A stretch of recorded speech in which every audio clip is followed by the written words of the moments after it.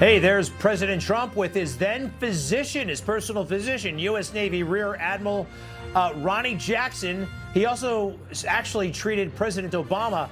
Ronny Jackson went on to run for and win a seat in the U.S. House of Representatives from Texas as a Republican.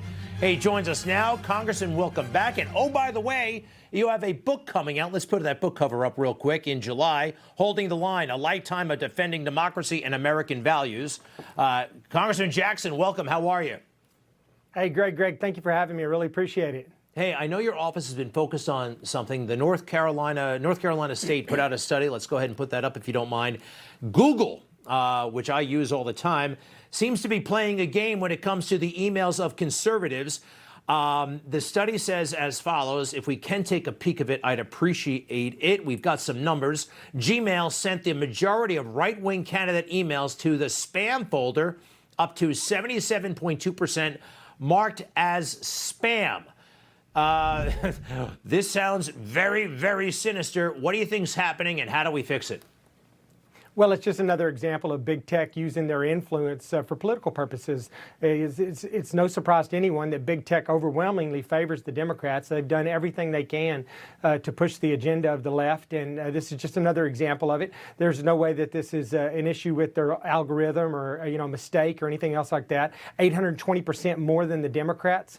Almost 9 out of 10 Republican emails go to junk mail, whereas less than 1 out of 10 on the Dem side go to junk mail. So this is affecting fundraising. I mean, the study goes on to say that probably over the last 2 years, it's cost the Republican Party almost $2 billion in contributions, and that affects elections. I mean, this is having elections. So the NRCC, the NRSC, and the RNC have requested that the FEC do an investigation on this and look into this for, this amounts to illegal political contributions by Google, the way they've done this at least that's what this suit's claiming, or this complaint's claiming. And I agree with that 100%. So this is just another example of the left using their big tech influence. That is infuriating, by the way.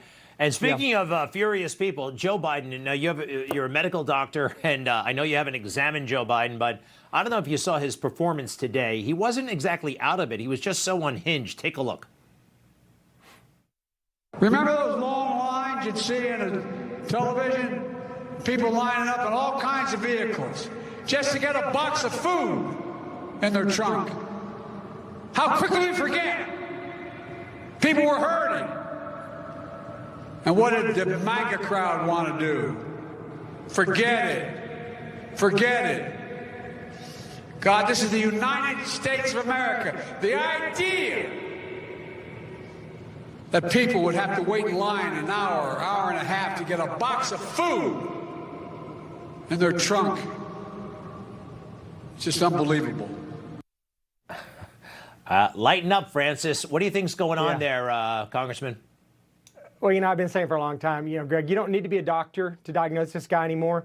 And, you don't need to do an exam. I mean, everybody, any average American citizen can look at this man, look at his behavior, look at just the way he carries himself, the way he gets lost, confused, he shuffles around, he looks old, he looks tired, he strikes out, he can't control his temper anymore. This is all evidence of cognitive decline related to his age. It's just absolutely happening. It's happening right in front of our eyes. I've been saying it since he was candidate Joe Biden, that this man is not fit to be our commander-in-chief and our head of state. And now other people are starting to say it. Other Republicans are starting to say it, and even Democrats are starting to say it. And they're going to have to figure out what to do with him. He will not make it 4 years. He won't make it till the end of this term. This is going to get worse. It's going to get rapidly worse. I've said before, and I've probably said on your show, Joe Biden's not a fine wine. He's not going to get better with time. This is going to continue to get worse. He's going to have more bad days than good days as time goes on. And it's just sad to watch, and it's dangerous for our country.